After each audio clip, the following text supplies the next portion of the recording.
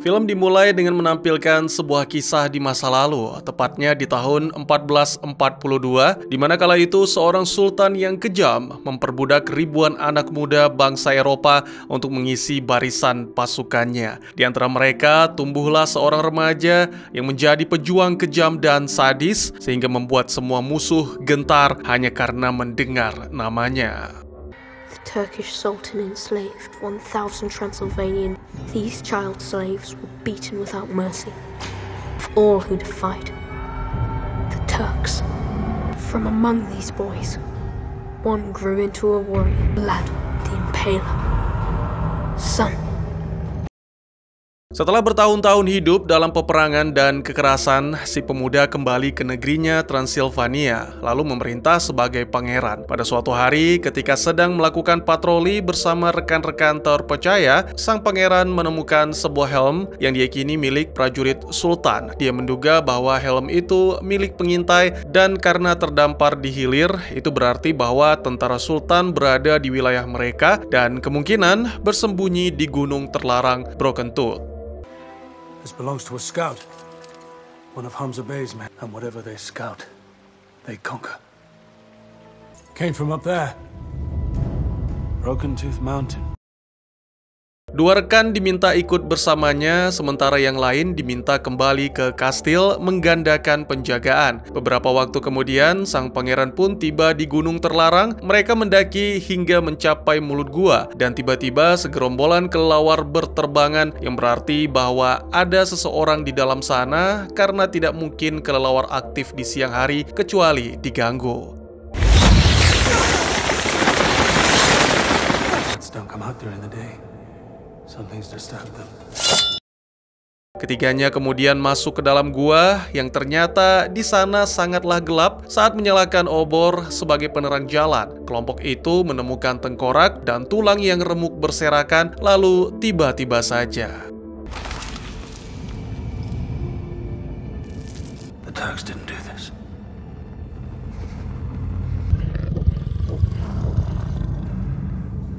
No.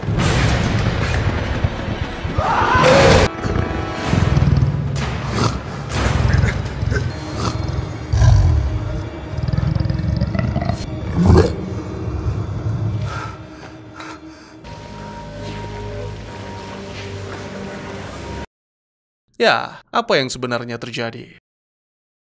Selamat datang dan selamat berjumpa kembali bersama saya Teguh Gusto. Bagaimanapun kabar dan dimanapun kalian berada, kejahatan bukanlah bawaan lahir, melainkan hasil dari pilihan yang salah. Seperti biasa, saya akan bercerita tentunya tentang sebuah film, yang mana kali ini berjudul Dracula Untold, sebuah film yang rilis pada tahun 2014, disutradarai oleh Gary Shore, serta dibintangi oleh para aktor yang mungkin teman-teman sudah kenalan.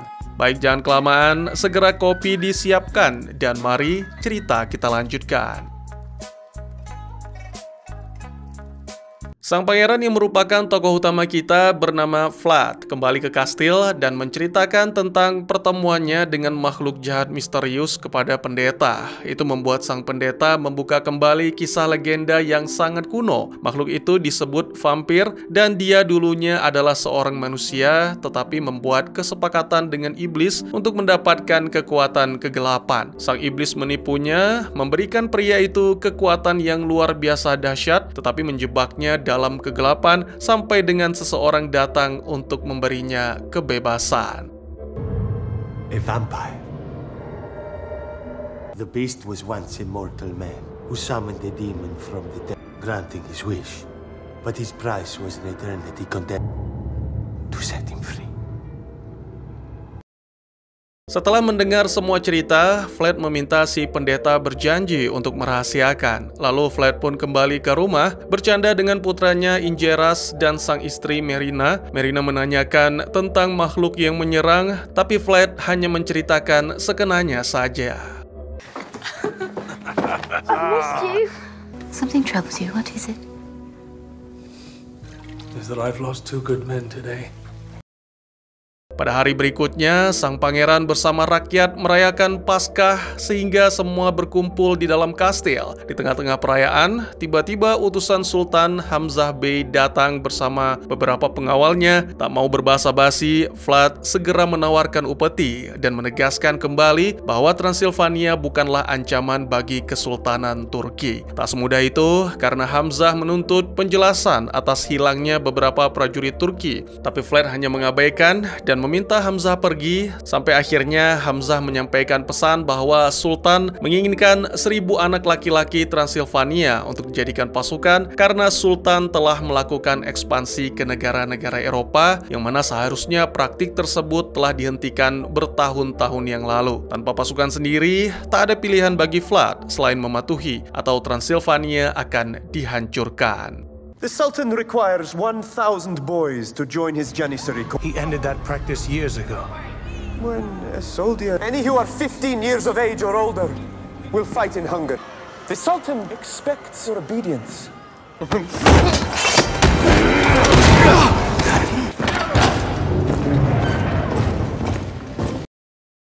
Atas saran sang istri, beberapa hari kemudian, Vlad dan pengawalnya mengunjungi kamp tentara Turki untuk bertemu dengan Sultan. Diketahui bahwa dulunya mereka berteman baik, bahkan sudah seperti saudara. Karena Sultan tetap bersikeras ingin pasukan, maka Vlad menawarkan diri sebagai pengganti. Namun Sultan menolak dan bahkan kini menuntut keduanya, 1000 anak muda termasuk Injeras juga. Speaking of which, I am owed 1,000 boys. I'm worth 1,000 boys and you know it. Those kings would tremble if... But now I'm Sultan, what need have I for one more soldier? Your son will be raised under my roof. Lütfen bunu bana yapma.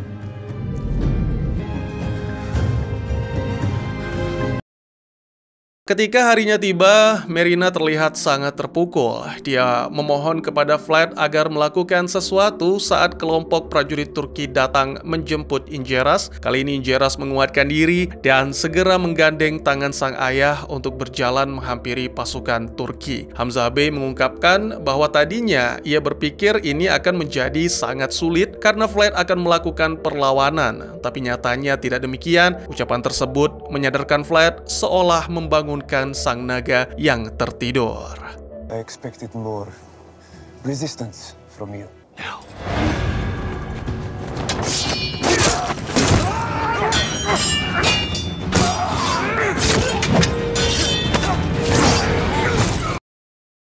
Setelah semua tentara Turki dihabisi, Vlad kembali ke Injeras menyatakan bahwa negara bukanlah tanggung jawab seorang anak kecil. Salah satu orang kepercayaan Vlad, Kazan, sangat kecewa dengan keputusan Vlad karena kini Sultan akan menyatakan perang terhadap Transilvania sebagai balasan. Namun Vlad sama sekali tidak menyesal. Dengan kudanya, tokoh utama kita berkendara menuju gunung terlarang tempat vampir bersemayam. Vlad memberanikan diri untuk masuk dan ini membuat sang vampir terkesan sehingga memulai pembicaraan.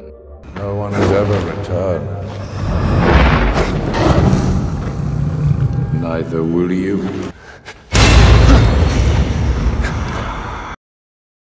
Ya, dia sang penebar ketakutan, terkejut dengan kembalinya Vlad dan mengungkapkan kebenciannya terhadap cincin perak yang dikenakan pangeran. Vlad menjelaskan bahwa kedatangannya untuk membebaskan vampir itu dengan imbalan kekuatan yang akan membantu menyelamatkan rakyatnya. Vampir segera menawarkan darahnya yang akan memberikan kekuatan, tapi efek sampingnya adalah Vlad akan merasakan haus akan darah manusia yang tak akan terpuaskan. Jika berhasil menahan rasa haus tersebut selama 3 hari, maka Vlad akan kembali menjadi manusia biasa. Tetapi jika sekali saja meminum darah, maka sang pangeran akan menjadi makhluk kegelapan selamanya dan vampir tua akan terbebas dari kutukan. Yakin bisa menahan, setelah beberapa saat merenungkan, Vlad akhirnya meminum darah itu. House Dracul, son of the devil.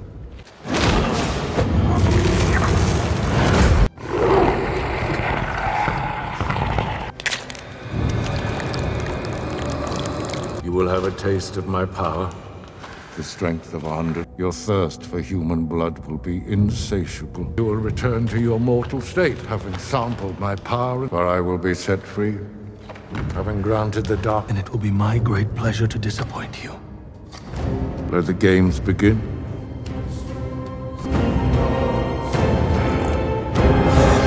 You die.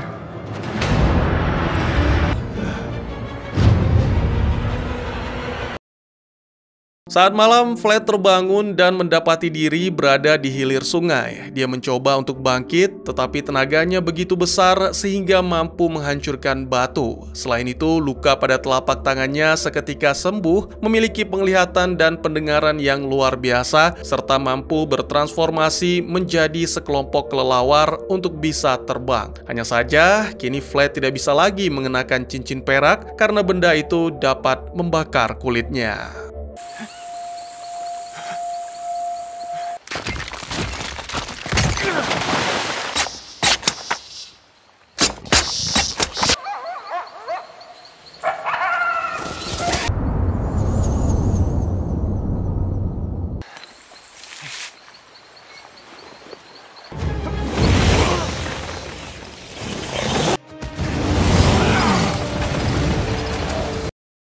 Vlad terbang menuju ke kastil di mana pasukan Turki sedang menggempur dengan meriam. Segera tokoh utama kita memberikan kalimat-kalimat penuh harapan kepada keluarga dan rakyatnya, lalu melangkah keluar kastil sendirian menghabisi tentara Turki.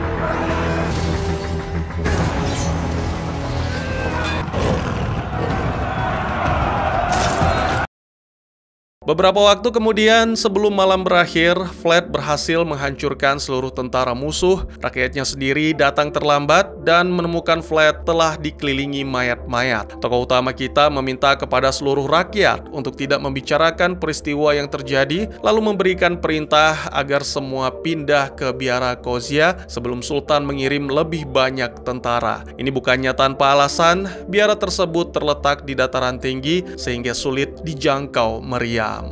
Do not ask me what happened on this field tonight. We must leave directly for Kozia Monastery. We'll take enough of our people so that our absence is noticed. He'll come hunting for us. Word. Sementara itu, di kamp Turki, Sultan menerima kabar kekalahan akibat serangan dari Vlad yang tidak masuk akal. Tak mau ambil pusing, Sultan memerintahkan agar menyiapkan 100.000 pasukan, dan dia sendiri yang akan memimpin langsung perang melawan Vlad. Then send 100,000. I will lead them. I'm gonna win this war in 3 days. He hopes you enjoyed the view. Kembali ke Vlad, dengan panca indera yang kini begitu tajam, sulit bagi Vlad untuk berada di dekat teman-temannya. Jadi tokoh utama kita pun pergi beristirahat di tenda yang kemudian disambut oleh Merina. Sebenarnya pada momen itu mereka hendak menikmati waktu bersama. Namun tak kuat menahan haus, Vlad segera mundur dan bergegas keluar dari tenda. Di tengah hutan, Vlad merasakan bahwa seorang pria bernama Skeljim sejak tadi mengikuti dan segera memaksa pria itu keluar. Skeljim mengaku tahu bahwa Vlad telah menjadi vampir dan Skeljim pun menawarkan diri untuk menjadi budak dengan menyerahkan darahnya. Namun, Vlad dengan tegas menolak. Don't think I haven't noticed you following me. Blood. Their sustenance. Of course not. I know there is only so far on this earth. Let me serve you.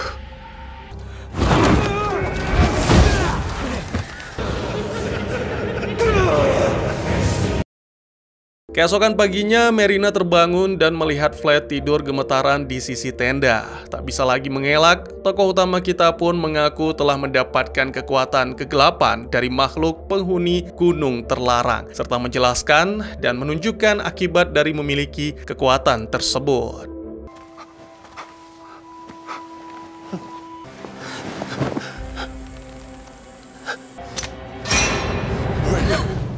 also gone. I'm the thing men fear on Broken Tooth. Damn whoever did this to you! I chose this because I send corpses back to Mehmet. Vlad harus bertahan sekitar 2 hari lagi atau dia akan menjadi vampir selamanya. Jadi sang pangeran pun bersumpah untuk terus bertahan sampai dengan mengalahkan Sultan dan pasukannya. Merina kemudian keluar dari tenda untuk menemui salah satu kesatria, Dimitri, menugaskan untuk mengambil alih kepemimpinan dan membawa rombongan ke Biara karena Vlad telah pergi memata-matai pasukan Turki. Padahal sebenarnya Vlad tidak bisa kemana-mana, hanya mengurung diri di dalam tenda sampai dengan matahari terbenam. Pada malam hari, para penduduk sudah sangat dekat dengan Biara, namun ternyata para prajurit Turki telah mengetahui sehingga segera menyergap. Meskipun banyak yang menjadi korban termasuk Dimitri, tapi untungnya di saat terakhir Vlad datang menyelamatkan keluarganya.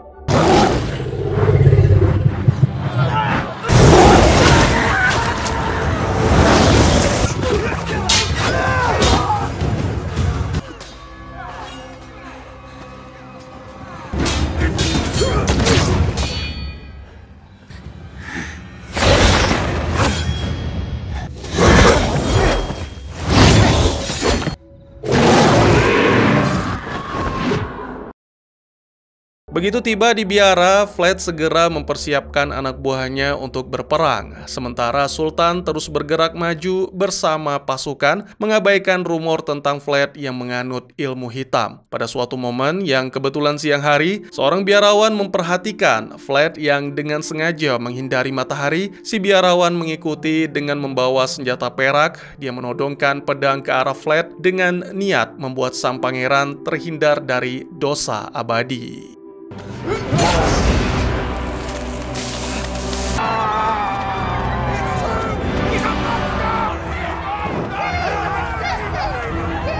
Satan lives in his heart!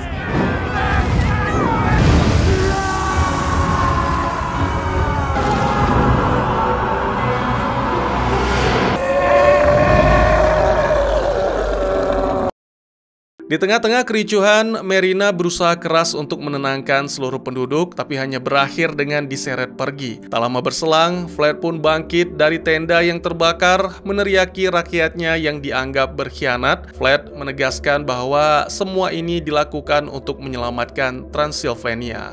This is your loyalty, your gratitude.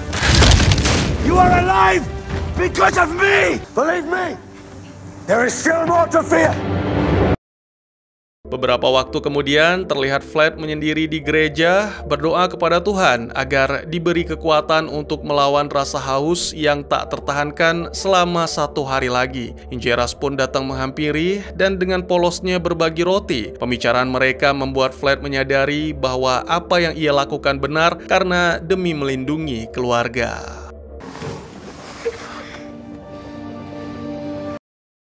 Saat larut, Vlad menyaksikan dari kejauhan tentara Turki yang tengah berbaris menuju ke Biara dan menceritakannya kepada Merina, serta mengungkapkan kekhawatiran karena saat fajar maka kekuatannya akan hilang. Merina memang berduka, tapi berusaha menguatkan sang suami dengan mengingatkan kembali janji saat pernikahan mereka yang menyatakan bahwa mereka akan menemukan satu sama lain di setiap kehidupan. Dengan pasukan Sultan yang semakin mendekat, Vlad bersiap dan kali ini dia mencoba kekuatan sihir yang dimiliki, yaitu mengendalikan kelelawar untuk menyerang. Kemudian Vlad mencari Sultan di tengah-tengah pasukan dan fajar pun semakin dekat. Di saat yang sama, tanpa disadari, beberapa prajurit elit Turki menyelinap ke dalam Biara, menargetkan keluarga Vlad.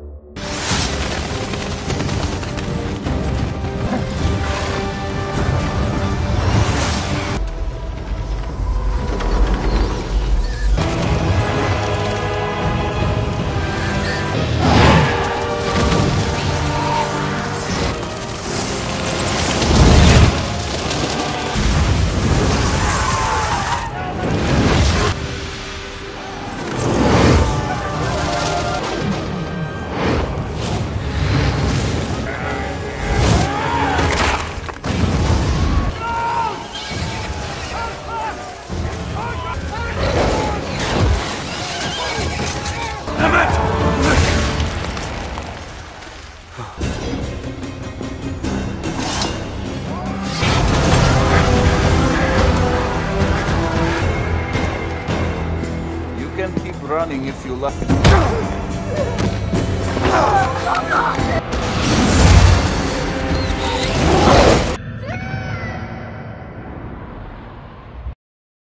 Sang pangeran sebisa mungkin mengejar Merina yang jatuh, namun sayangnya upaya tersebut gagal karena cahaya matahari melemahkan tubuh Fled, sehingga Merina pun menghantam daratan. Dengan nafas terakhirnya, Merina memohon agar Fled mau meminum darahnya. Tentu saja, awalnya Fled menolak, tapi Merina bersikeras karena ini demi menyelamatkan putra mereka.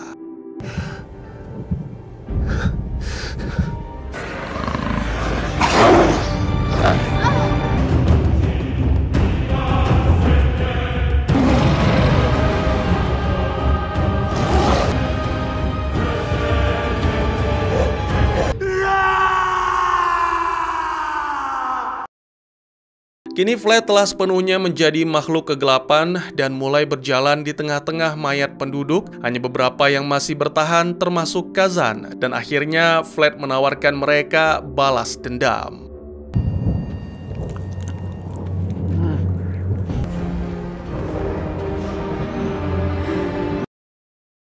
Beberapa waktu kemudian, Fled mengenakan baju tempur milik keluarga, memberikan pemakaman yang layak bagi Merina, dan kini dia siap untuk menyerang pasukan Turki. Sementara itu, di kamp tentara Turki, para pasukan bertanya-tanya mengapa matahari masih belum terbit, padahal hari sudah siang. Tak lama kemudian, mereka melihat badai petir di arah timur dan menyadari bahwa sang pangeran Transilvania telah datang bersama dengan para prajurit kegelapan.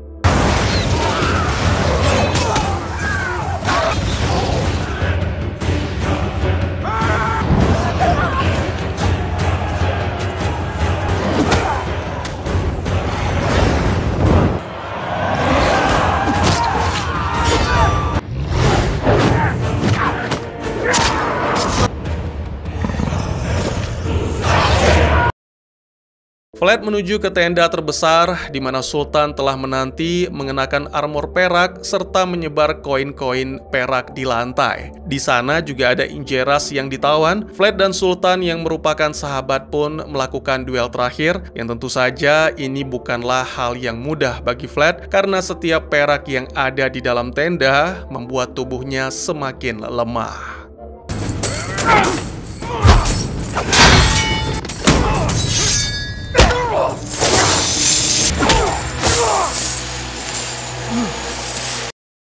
Ya, ternyata entah bagaimana Sultan telah mencari tahu kelemahan Fled. Dia bahkan tahu cara menghabisi vampir, yaitu dengan menggunakan pasak kayu. Namun dengan sisa kekuatan yang dimiliki, Fled berhasil membalikkan keadaan, mendorong pasak itu ke jantung Sultan.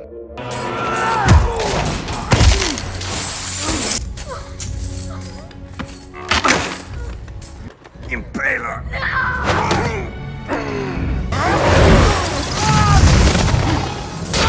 Son of the devil.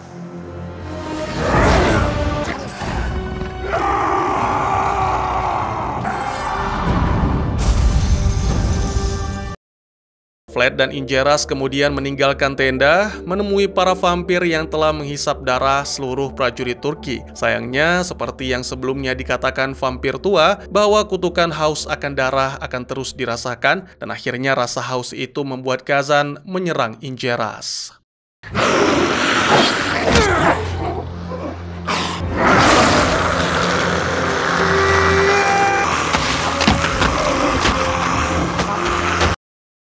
Kini para vampir lain mendekat menyerbu sang pangeran. Beruntung seorang biarawan datang menyelamatkan dengan memegang salib hingga para vampir itu pun menjauh. Fled akhirnya menyerahkan putranya kepada biarawan, lalu segera membelah awan dan membiarkan matahari menyinari seluruh negeri sehingga membuat Fled dan para vampir lainnya terbakar hingga menjadi abu.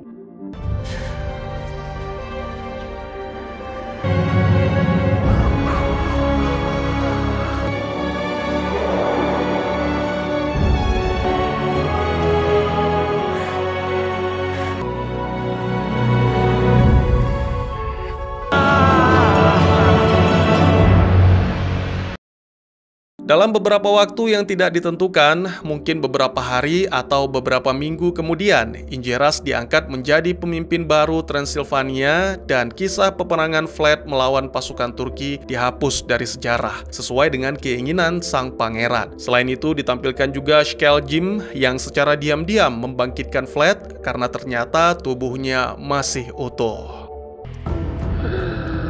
With each new Film pun ditutup dengan menampilkan berabad-abad telah berlalu dan Vlad seperti yang kita ketahui mendapatkan keabadian. Kini dia hidup di kota modern. Pada suatu hari, tokoh utama kita menemukan wanita yang sangat mirip dengan Merina dan tanpa ragu mengucap janji pernikahan. Sehingga wanita yang diketahui bernama Mina terkesan. Keduanya pun pergi bersama tanpa menyadari bahwa vampir tua ternyata juga masih hidup. Dia mengatakan permainan akan dimulai. Let the games begin. Dan tamat. Ya, meskipun bukan film yang luar biasa atau mendalam untuk memperkenalkan kembali kisah Dracula, film ini cukup menghibur sebagai film bergenre horor fantasi, menyajikan sosok Dracula dari sudut pandang yang berbeda. Film ini menceritakan tentang asal-usul monster terkenal ciptaan Bram Stoker, yaitu Dracula. Diceritakan bahwa Dracula pada awalnya adalah seorang pangeran dari Transilvania bernama Vlad III. Walaupun ada beberapa kekurangan dalam hal alur cerita dan penyuntingan, film ini patut diacungi jempol karena durasinya yang singkat membuatnya terasa efisien. Adegan-adegan aksinya muncul secara teratur dan berhasil mencegah film terasa membosankan atau bertele-tele, dan meskipun tidak terlalu canggih, adegan aksinya cukup intens dan memuaskan menurut saya. Sang penghisap darah masih terlihat menyeramkan dan ganas baik dari segi desain maupun aksinya. Salah satu yang bikin penasaran dalam film ini adalah vampir tua atau Master Vampir dan perjanjiannya dengan Vlad. Mengapa pada akhir film dia tidak mati padahal Vlad telah meminum darah Merina dan vampir bahkan terus mengintai Vlad selama berabad-abad? Ya, penjelasan tentang kutukan memang agak sedikit ambigu. Awalnya dikatakan Vlad memiliki waktu 3 hari untuk menahan diri agar tidak meminum darah manusia. Kalau ini berhasil, Vlad akan kembali menjadi manusia biasa. Vampir tua tidak bilang apa-apa tentang apa yang terjadi padanya kalau Vlad berhasil. Saya pikir kemungkinan besar dia masih tetap terjebak di gua terlarang. Tetapi jika Vlad gagal dan minum darah manusia, Vlad akan jadi vampir. Vampir tua mengatakan bahwa dirinya akan terbebaskan dan kegelapan telah menerima pengorbanan yang layak. Serta Vlad dikatakan akan menjadi wadah seperti vampir tua. Dari perkataannya ini tidak jelas apakah terbebaskan artinya bebas dari gua atau vampir tua akan menemui ajalnya dan siapa pengorbanan yang dimaksud, Vlad ataukah vampir tua. Vampir tua juga menambahkan, dan aku akan bebas untuk membalas dendam pada yang mengkhianatiku, dan kau suatu hari nanti akan melayaniku, akan menjadi pionku dalam permainan balas dendam yang mematikan. Kurang lebih seperti itu, tapi masih tidak jelas. Apa yang saya tangkap adalah jika Vlad meminum darah dalam 3 hari itu, vampir tua akan bebas dari gua dan Vlad menjadi anak buah atau alat untuk mencapai tujuan. Pada intinya, nasib vampir tua ada pada pilihan Vlad. Terus siapa sebenarnya Master Vampir ini, Bang? Jadi ada teori yang mengatakan bahwa sang Master Vampir ini adalah Gaius Caesar Augustus Germanicus atau yang lebih dikenal dengan Caligula. Silahkan koreksi jika saya salah dalam cara bacanya ya. Seperti yang kita tahu, Caligula adalah tokoh penting dalam film ini. Dia dianggap vampir pertama dalam sejarah dan mungkin juga nenek moyang dari semua vampir.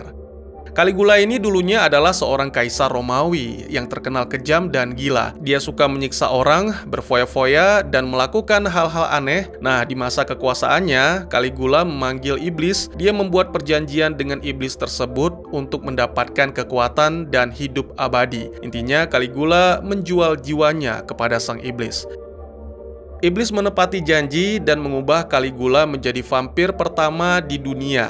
Tapi iblis itu kemudian mengkhianati Caligula dan mengutuknya untuk selamanya berada dalam gua Gunung Broken Tooth. Di sana, Caligula terpaksa memangsa orang-orang yang masuk ke gua untuk memuaskan dahaga akan darah manusia.